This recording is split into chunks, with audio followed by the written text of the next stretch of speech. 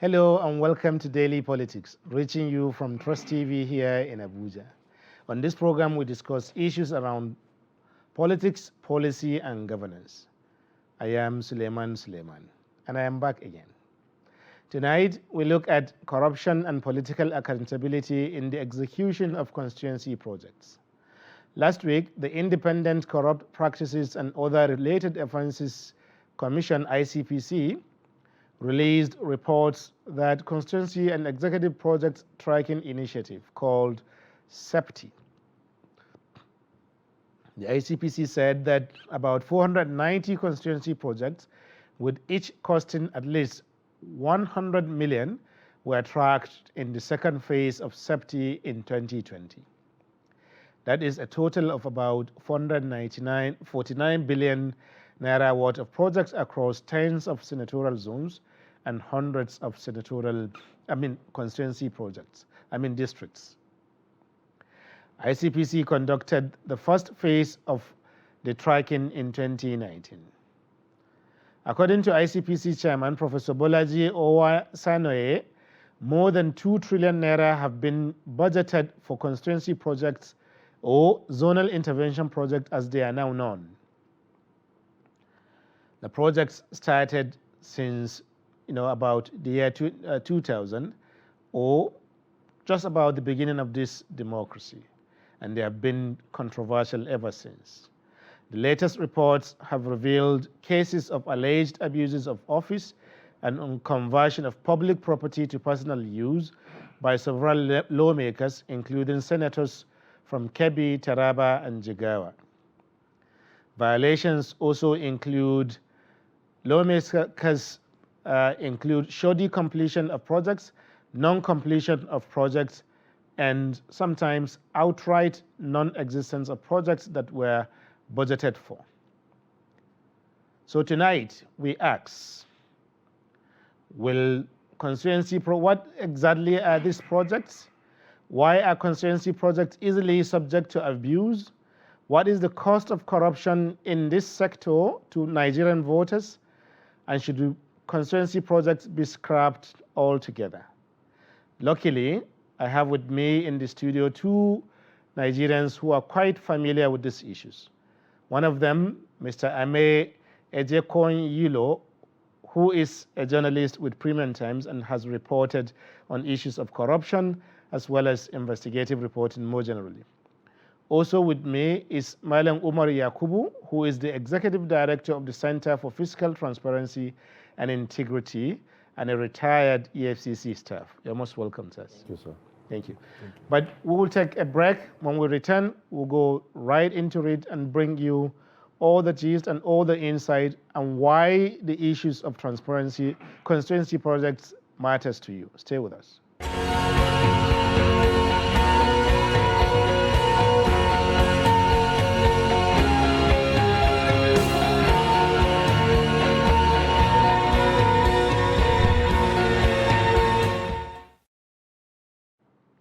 Welcome back. This is Daily Politics on Trust TV, and we're discussing issues around corruption and political accountability in constituency projects. Now, a lot of people know they have constituency, but not everyone knows that there are constituency projects captured in every year's budget. So maybe that's where we should start. How familiar are Nigerians?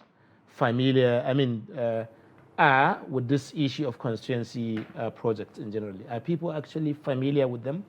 That in their budgets annually, their federal representatives as senators and House of Reps, actually sponsor certain projects in the budget as part of their constituency project. Are Nigerians really fully aware of this? Well, the answer is yes and no. Okay. Yes, in the sense that when politicians are politicking during their campaign season, they will likely tell their voters that, okay, we're going to bring this borehole, we're going to bring this road, or we're going to bring this federal project to our constituency. So that is on one angle, but that is just politicking. But in reality, the actual project they may put there is not related to the one they earlier mentioned because of several factors. It might not be approved, the amount might be too much, it might be unrealistic, like most political talk is unrealistic. So they will not know the second aspect. So when they now bring it, they are not likely to know that this is actually what they are supposed to do to monitor for their own benefit. Yes, sir. So I think the advocacy needs to deepen for people to know that this project is supposed to be for their own constituency. Thank but you. It is very low. Thank you, Mr. Ame. You have reported on this issue. This ICPC reports. What is it coming now? 2020 and 2022. That's a fairly lag of time. What is it coming now? Well, the report actually is the second phase of their findings, and coming now has no particular political coloration. Okay. But it is good it is coming now so as to keep the electorate informed about the activities of their representatives. And they should, as a matter of fact, hold them to account for what they do and for either what they do or what they fail to do as lawmakers. And I think Nigerians should be more critical of the leadership of this country at every level, from the federal, state, and local government. People must begin to ask questions. We must begin to probe the activities of public office holders. And this particular report gives insights into what lawmakers, particularly from some of the states, have been able. What lawmakers, some of the infractions that have arisen in the course of executing projects that they sponsored, and their electorates are supposed to look at these issues critically and be able to make informed decisions, because some of them might be seeking re-election.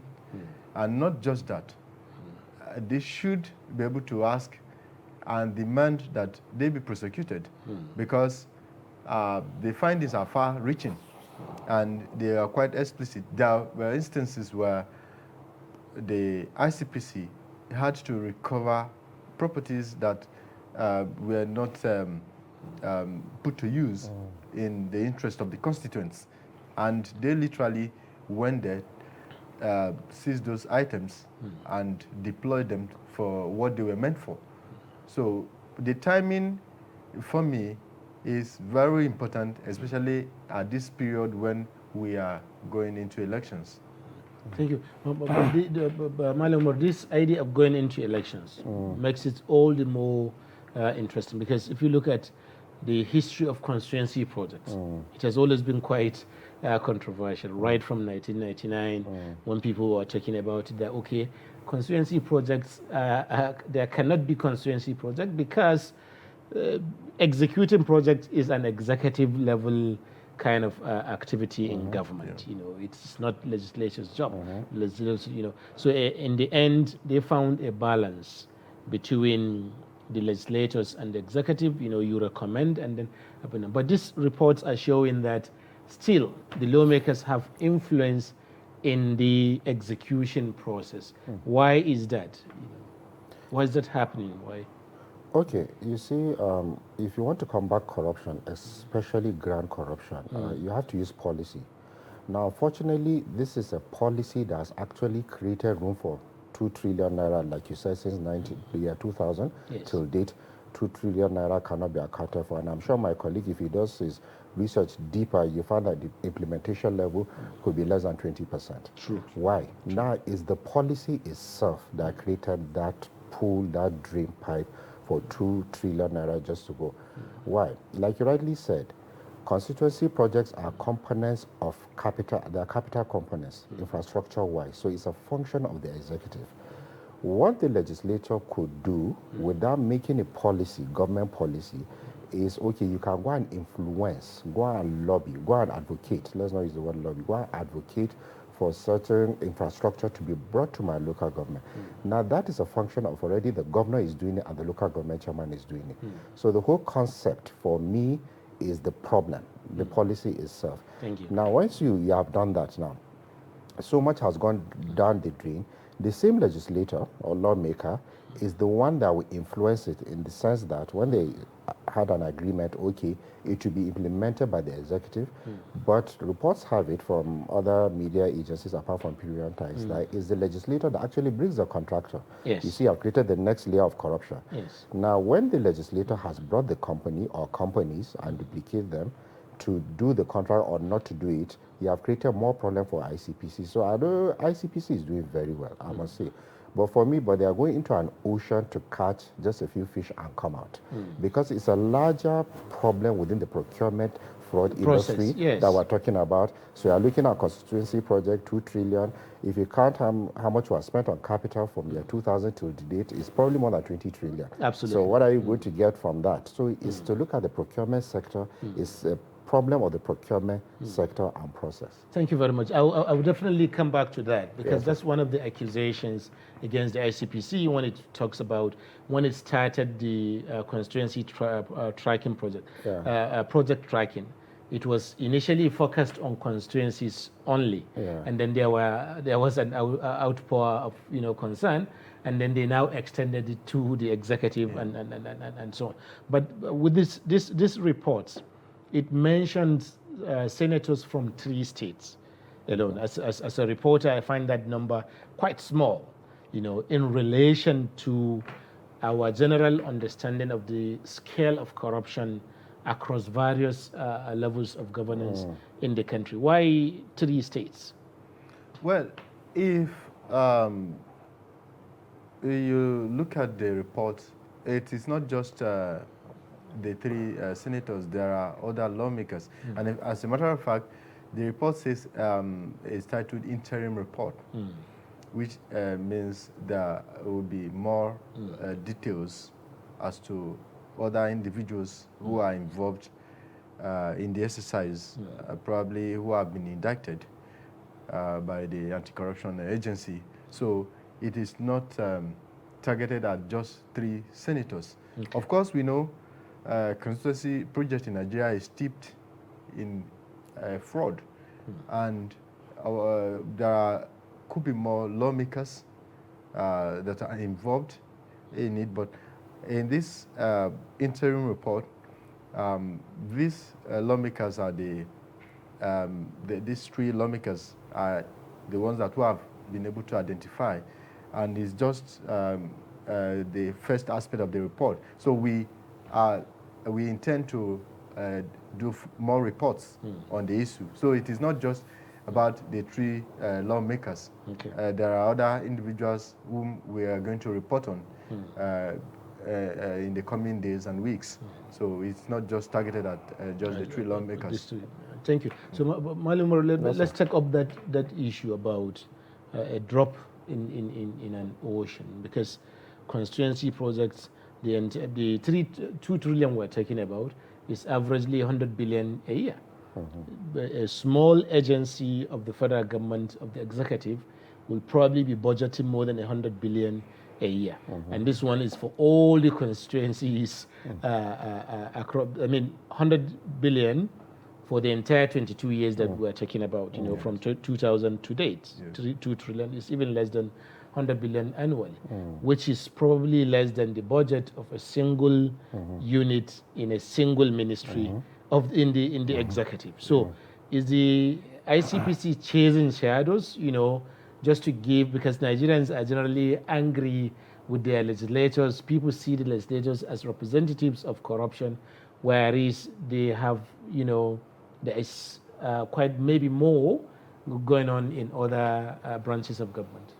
Okay, maybe the philosophy of ICPC is rather do something rather than do nothing. Okay. So probably that is why they decided, okay, let's at least focus on this area because it's targeted. At least they know what they are looking for.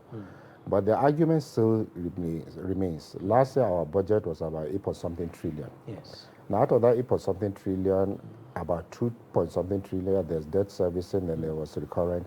Let's assume 2 trillion in a year is for capital expenditure. Yeah. That is what we are talking about. That is what I expect the ICPC to look at.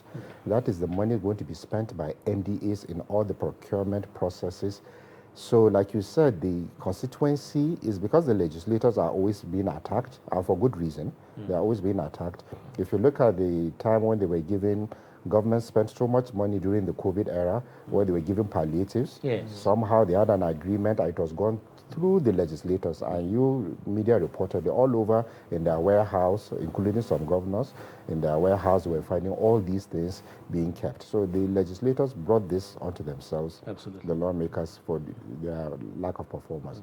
But the way to tackle the problem is to look at, since it's the executive that is implementing the constituency project itself, so it's part of the procurement problem. Okay. So if I were ICPC, if I were to advise them, to look at the procurement process of capital projects across board, not just limited to constituency projects, but maybe they don't have the resources, they don't have the numbers and other tools, but the ICT tools they can use for that.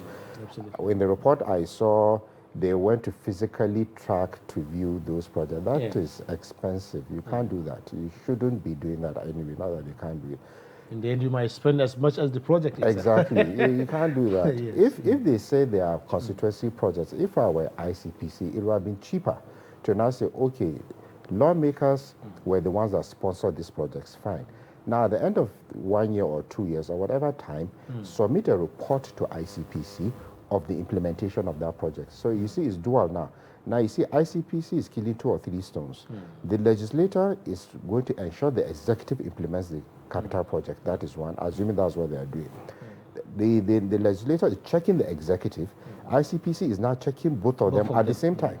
So it's cheaper from your own table. You can now check whether it has been implemented. Now, when they submit that report, whether it has been implemented or not, you can see they cannot take action. And you have more cases to court. Because if a legislator sponsors a project, it has not been done, they should be the ones to report it. Thank you. Thank you very much. So, but this brings us to issues around, because you've written some of these reports yourself. You've read the report and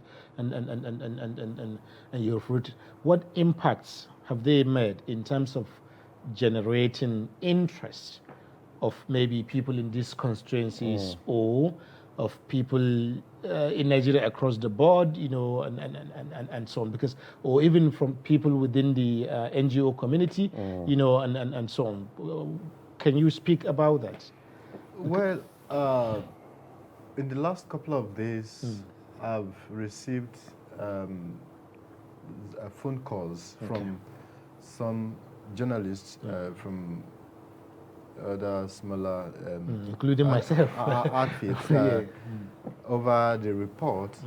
As a matter of fact, one of the lawmakers threatening to sue over the report that indicted him, threatening this particular media outfit that he would sue if they don't retract. And the question I asked is, why not sue Premium Times for reporting it? Why call me? Yes, why call another media outfit that called the story from Premium Times, attributed it to Premium Times, and then you want to sue because they are smaller, probably. So it is a very serious issue that we should look at. And I've also read in one of the online papers too, where Senator Emmanuel Bocha particularly said it's a campaign of calumny to discredit his person, owing to the fact that he intends to vie for political offices, vie for a political office in the nearest future, and someone is out there trying to tarnish his reputation. Interesting. So all of this points to one direction, that the issue of corruption has to be dealt with in this country. And to do that, there must be the political will by those who have been constitutionally saddled with that responsibility to do same without minding whose horse is God. And in this particular case, you look at the lawmakers, I mean, people who are experienced in their own right, who know what it takes to govern the public space. If you talk of Senator Alero, for instance, who was governor for 8 years in Kebbi State, and must have understood the needs of his people before he was elected to the National Assembly. And what did he do? According to the ICPC report, that some of the items, I mean the projects that were awarded to some firms were traced to his own children, which is outrightly in conflict with the procurement laws of Nigeria, that his own children are also participating in the execution of the project. That is not acceptable. And people should question all of this, because the report went further to look at the issue of non-execution, where 1,000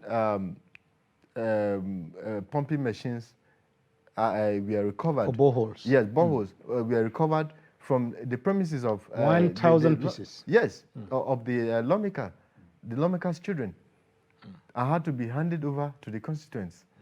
That shouldn't be. So they didn't just stop at awarding the contract to themselves or to their interest, which is in violation of extant laws, but failed to execute same, denying the constituents the benefit of what they were supposed to get from government.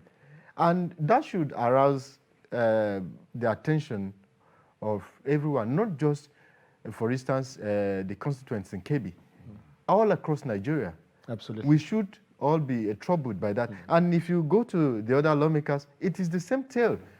Talk about Senator Boacha from Taraba State, where he had to, after listing a contract, the project that he was going to execute it, he then used government resources to fund it. And what happened? The project was initially awarded to a company which he fairly had interest in, only for the company to write a few days later to the awarding agency that they were reassigning the execution of the contract to a company directly owned by Senator Boacha. You can see clearly the conflict of interest here. And the project, that act alone, conflicts the relevant provisions of the Procurement Act. So it shouldn't be a case of you are the person awarding the contract, you are the person executing the contract. So where is going to be the checks and balances? Absolutely. So it becomes very, very difficult to deal with all of this. And if you take it a bit further, you will look at it that, for instance, Senator Boacha recently defected from the PDP to the APC. Okay. And what are the implications? He has been appointed as the Senate Committee Chairman for procurement. Interesting. That is unacceptable. It should trigger the issues. That raises questions of wider political accountability, the quality of governance that we receive in Nigeria as a whole, but particularly northern Nigeria, where you have virtually all indices of development are intolerable, and you see the impacts of this in the kinds of issues that are happening all the time. The violence in Benue, for example, that we were talking about earlier, violence everywhere in the region. How does this, affect the overall quality of governance? Because some of the states mentioned, many of the states mentioned were from the northern states. This may not necessarily mean that they are the only ones, but at least they are mentioned because of emphasis, and so on. Yes. Well, it's quite unfortunate in the sense that now if you ask the average citizen from any local government in the north, and it's possible it is the same in the south, what is the budget of your local government?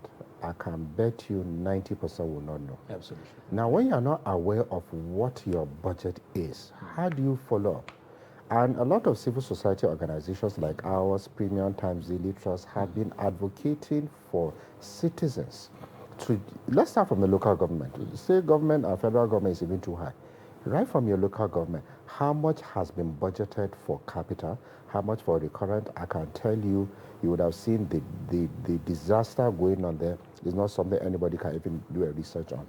When we were doing the Transparency and Integrity Index last year, we couldn't even report on the local government because there was even no data to do it. I know there are political issues, the governors are controlling the local governments, but I mean, how far, what are they implementing? So now it's the same, most of those constituency projects, don't forget there are lawmakers from the senatorial zone and the House of Representatives. So most of the projects are domiciled in local governments. In fact, at what level? It's at the what level? So lower than the local government level. So the awareness around there has to be escalated to be heightened, where they will ask questions, and that is why the governance is just so poor everywhere across Nigeria. I don't like limiting it to the north. Everywhere is so poor because people take resources from everywhere. The corruption problem is all across board. You just find out the more resources in the state, the more they steal. So if you look at the percentage, it's almost all the same. So it's more resources, the more they take. The less resources, the less they take. Location. Yes, the location doesn't really matter in Nigeria. Yes. So, but Mr. Emil, another thing, one reason why I asked you earlier about the impact of the story is because in our newspaper today, or yesterday, I think, either today or yesterday, the National Institute for Roads and Building and Roads Research published a 3-page editorial, advertorial, adverts, inviting, advertising different kinds of contracts, mostly for constituency projects. And the lawmakers, the names of the lawmakers that sponsored these projects were mentioned.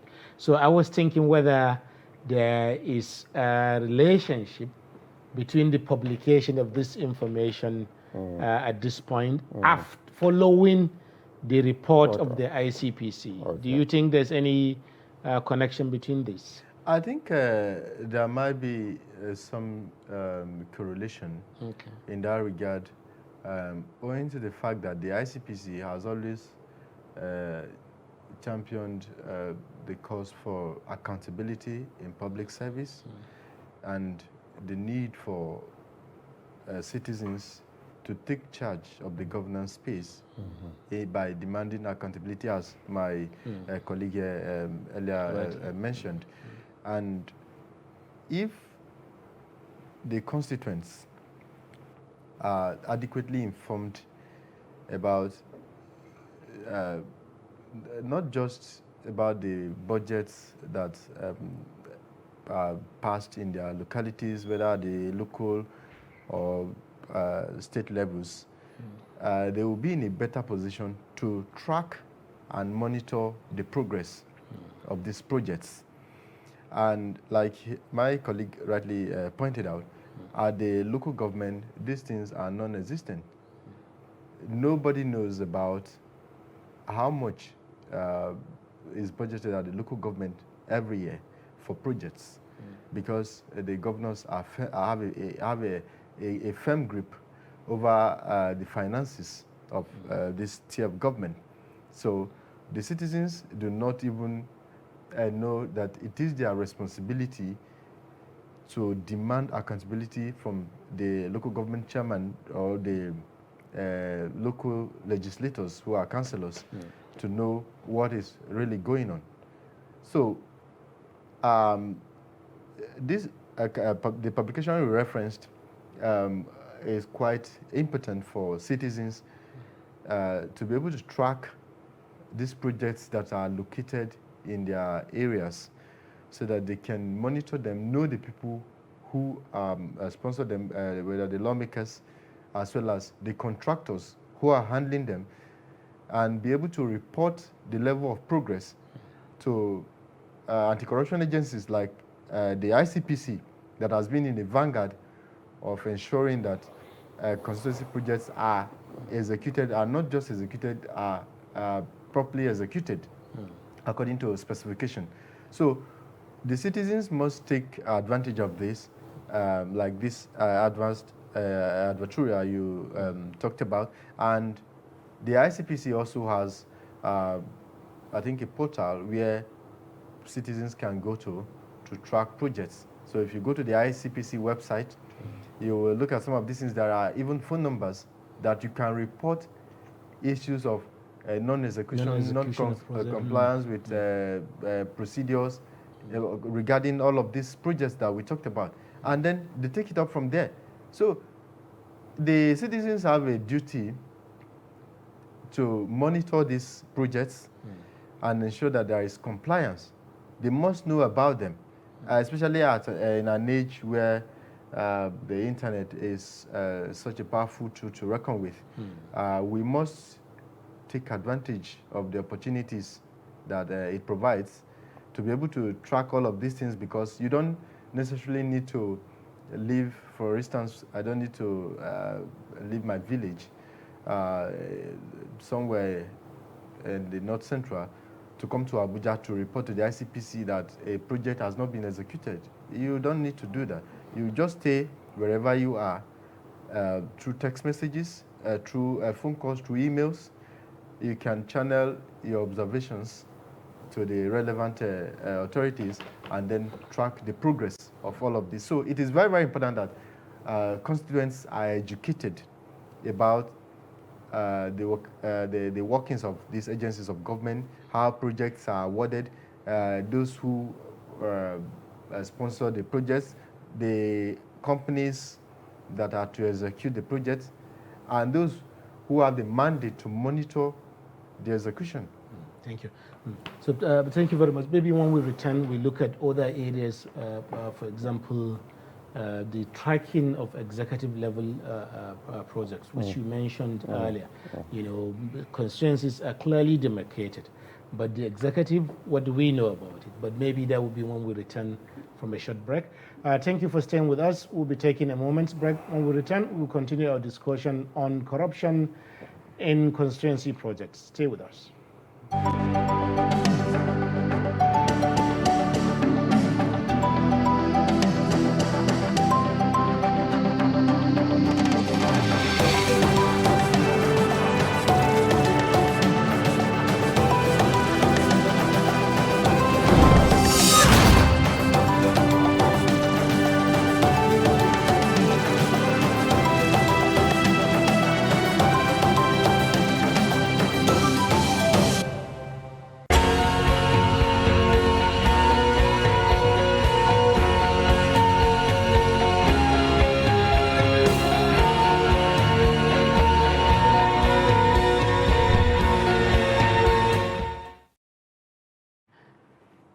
Welcome back. This is Daily Politics on Trust TV, and we're discussing issues around accountability and corruption in the constituency project. And with me are two people involved in these discussions. So, Malam, as I was saying, Yes, in that same advert by the National Roads, you know, the first question to ask is whether the National Roads and National Building and Roads Research Institute is the one that should be advertising adverts for projects, you know, of that kind, up to almost more than 100 projects. That's one.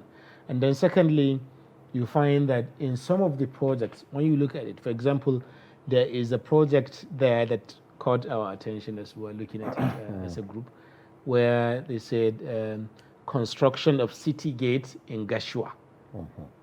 That's the constituency of the Senate President, Dr. Ahmad Lawan. You know, so we were wondering what will a city gate do for a place like Gashua. So this raises the question of not just non-existent, projects or non-completion, but also projects that may in fact have little value to the lives of local communities. You know. Yes, you're answering that question because I've actually not read the report. But Okay, that's all right. It's actually a symptom of the larger problem.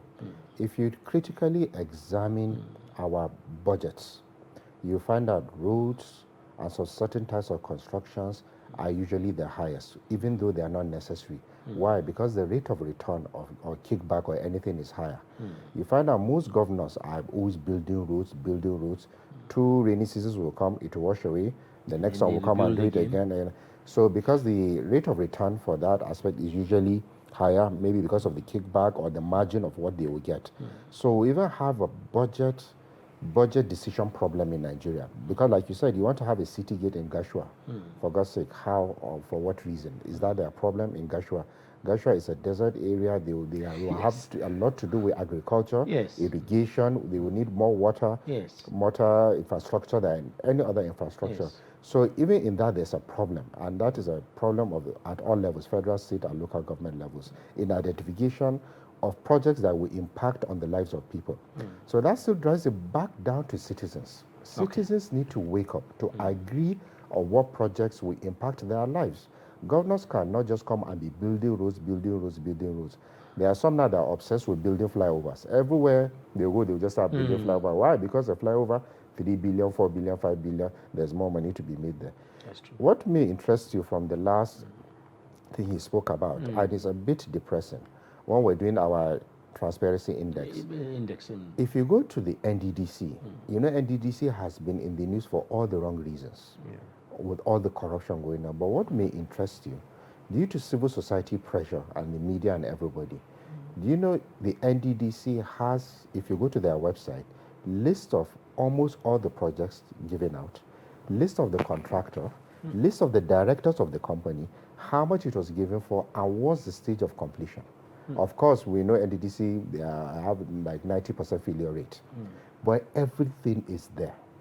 What have the citizens done first to ensure that this same caliber of people, or whoever sponsored them, do not get jobs? What have the law enforcement done? That is enough work for all the law enforcement agencies. If they just go to that data, because it's there on the NDDC website, to be fair to them, it is there. But nobody even knows it is there. Those same companies will get more contracts in other states, and it's still nothing is being done.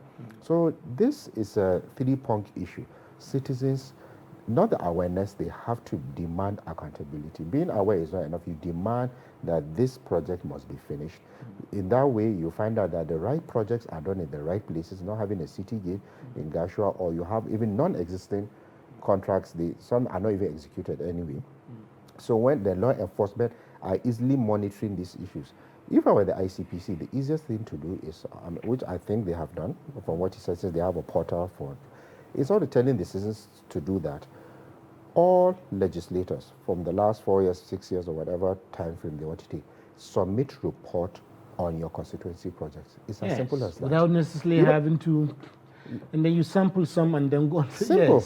You sample there you will have enough 50 people to take to court if you want to take it. If there are contractors that are conniving, you do. It's as simple as that. People you need to, if it's an executive that refuse to do it, you prosecute them from the comfort of your table without going anywhere, sampling and taking and saying you have recovered this amount. For me, it's a waste of resources. There are smarter and efficient ways to do these things. Interesting.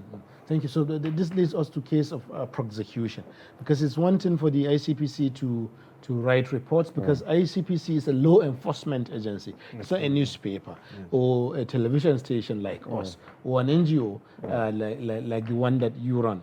It's not just about data collection. They have the legal means to actually back and bite. So what are we expecting from ICPC from all this? Well, at the risk of sounding like the spokesperson of the ICPC, I think the ICPC has its plate full already with so many cases in courts. A lot of people have been prosecuted on account of infractions of the relevant laws. But like my colleague here pointed out, the ICPC can develop a better strategy to hold those who have violated the law accountable. And the most, I would say the most efficient way, as he rightly pointed out, is for the lawmakers in this instant case of constituency project to submit their annual reports of all projects that they sponsored and ensure that they are timely done. The ICPC can give them a timeline within which to make such reports available. And then they go back to the field to track compliance, to know who has complied or not. And this, like he pointed out, if they do that, it would have solved some of the issues that we as an organization had to deal with. For instance, that I had to research further to know the lawmakers who were inducted in the report, because the report did not carry their names. It only carried the time within which the projects were executed. And I had to do further research By yourself? by going back to look at the time from 2015 to 2019, who were the lawmakers in these constituencies and what were they doing. So why is a law enforcement agency not naming names? That's a fair question. Yes, that's an issue that I think the ICPC has to address, because they have to be named, they have to be shamed, as the case may be, because it is not, looking at the report, an average Nigerian would not really have the time to go and research to know who was the lawmaker for KB Central between 2015 and 2019. But as a journalist, I had to go back to look at it to know that it was Adamu Alero, who was the lawmaker at that time, and up until now, he's still the senator representing that district, to know that he is the one who has failed to execute this project, and he should be held accountable. And in the case of Jigawa, the lawmaker there, Senator Sabo Nakudu Mohammed, where the contracts were awarded to his siblings, the companies that to execute the contracts were awarded to his siblings, and they were shoddily done. And in some cases, they kept the items to themselves that the EFCC had to move in. These are clear violations of the extant laws that the ICPC should move in and get them charged to court to answer for whatever crimes they have committed. So the ICPC has to step up the game to ensure that these people don't get away with it, because the problem we've always had in Nigeria in terms of tackling graft, especially in the public sector, has always been the issue of impunity, where people commit crimes and they tell you that nothing will happen, and nothing happens. So that has been an incentive to some of these people who think they can ride roughshod on everybody, even their constituents, people whom they sought their votes to represent, and at the end of the day, deny them of the benefits of governance that should go to them to help them.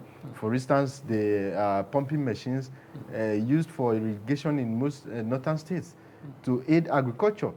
Do you know the impact of that? Do you know the effect it will have by denying these people of such equipment that will aid work in terms of agriculture, or even water?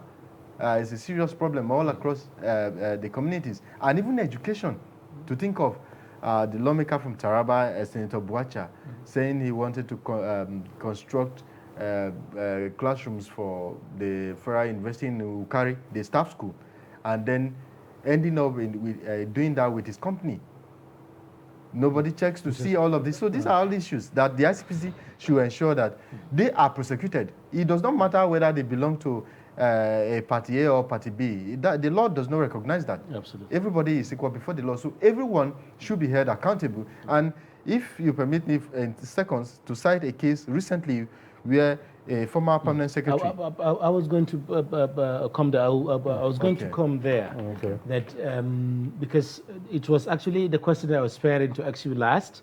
You know, but since we're talking about prosecution and also talking about impunity and so on, what does it mean to be even talking about prosecution of senators or members of House of Reps at a time when those who have actually been convicted, you know, and sent to jail are now being pardoned by the president? Okay, you see, fighting corruption entails so many things. One of the strong one is symbolism. The president, the governor, or those in charge, there are some things when they do, when it's symbolic, it transcends down and cascades down to the lowest level, and it has impact. For example, 2007 or 8, late President Eradua, all he needed to do, he declared his assets. without going through all the lacuna, that whether he has to declare or he doesn't have to declare. And because of that, his vice president, then Jonathan, had to declare. Yes. From there, and I think a few governors did.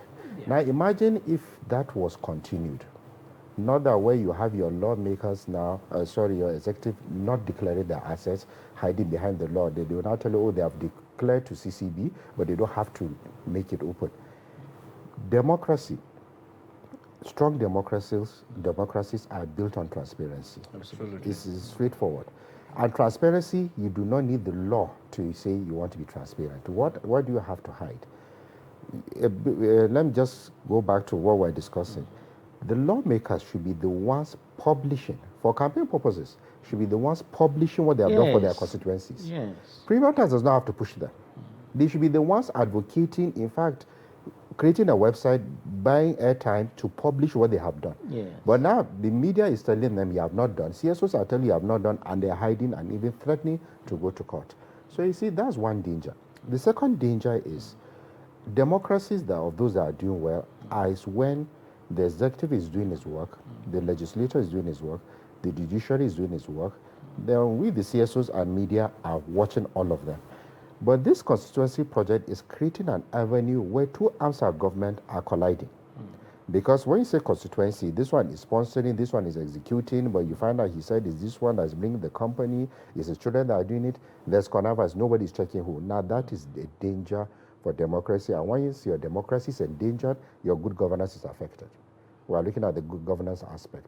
So back to that, your question about symbolism. In fact, I can imagine the demoralization of everybody where two people that had pilfered billions of naira are being pardoned. It's a symbolic issue. It was wrong. People are being pardoned every day. We know, we agree. But on the issue, if you speak to any lawyer or somebody that has been attorney general at state level, he will tell you people are pardoned on 2 or 3 issues. One, on issue of health. If you are so sick, maybe you have a terminal illness, they can pardon you just to leave. The second issue is good behavior. You have been a good behavior while you are in prison. So when you are, you would have served most of your term. There's a criteria, at least maybe 60 or 70%. Then they will let you, okay, you have been a good behavior, you have done so. Those are just a few years left. Yeah, exactly. But age is not a factor. And I learned it for one of the governors, they brought age. Because the mental capacities to commit crime is still there. He can still go back and still commit the same crime. So it's not a factor. So what is the reason for that pardon? It's obvious it's for political reasons. It's depressing. Now what you are telling, the symbolic damage you are telling, okay, you can go, as long as you are going to get a pardon in the long run. That's if you have actually spent the prison time, you know. So it's actually a very, it's a depressing issue that they were pardoned for because there was no cogent reason for that. Yes, it's within the powers of the presidency to do that, or the National Council of States. It's within their power. Nobody is doubting that. But the symbolic nature.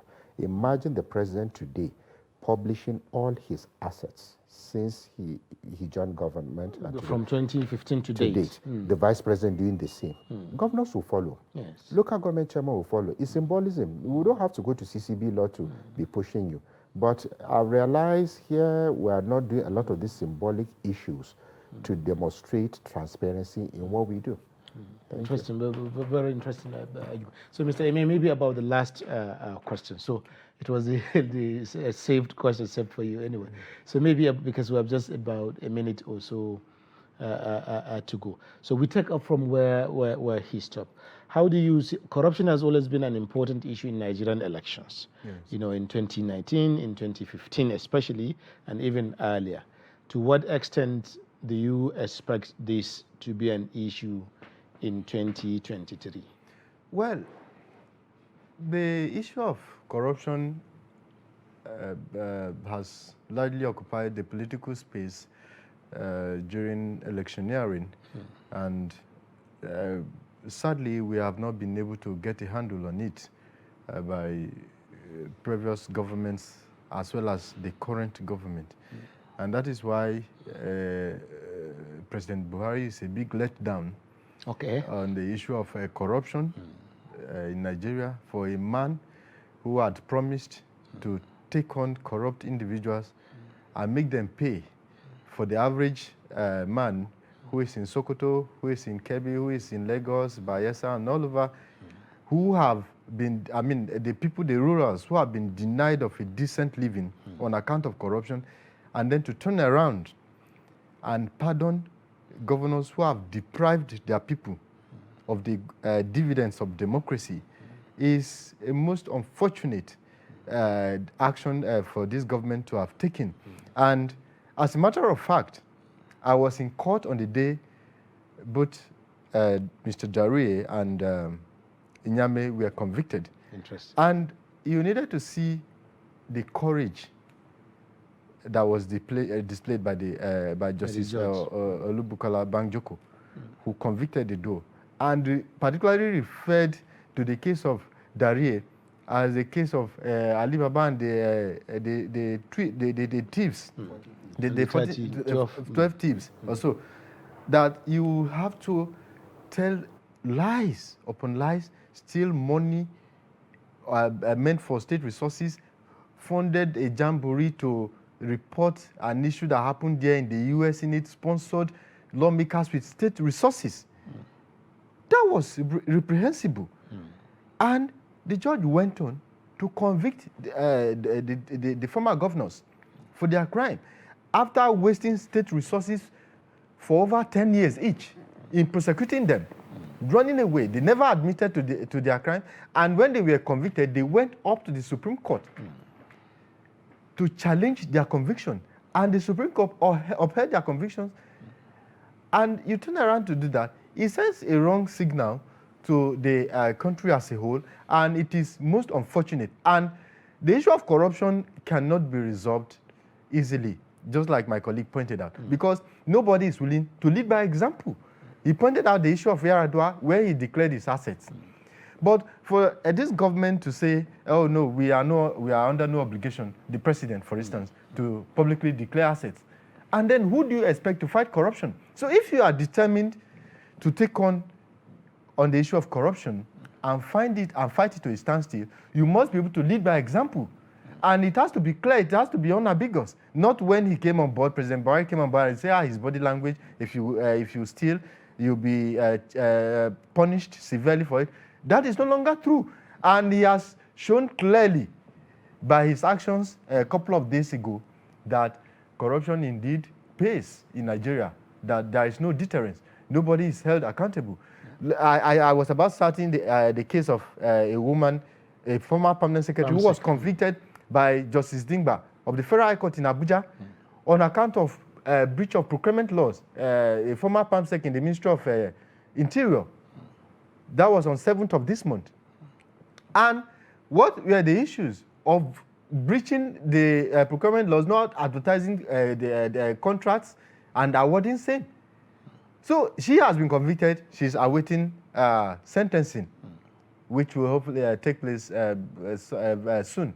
So this kind of action by the president pardoning convicts has diverse implications, has a lot of implications, not just for Nigerians, but for the prosecutors, for investigators, even judges.